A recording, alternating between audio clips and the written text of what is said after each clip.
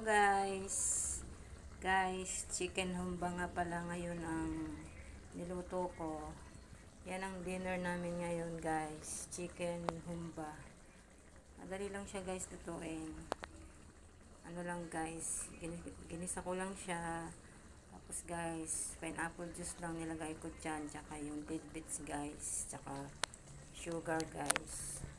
3 kutsaritang sugar, tsaka 3 kutsaritang toyo, tapos paminta guys. Yun lang guys, wala akong bulaklak ng saging guys, kaya hindi ko siya nilagyan. Pero guys, masarap din yan. Chicken humba, recipe ni Ate Ems. Masarap yan. Yan ang dinner namin today. Chicken humba.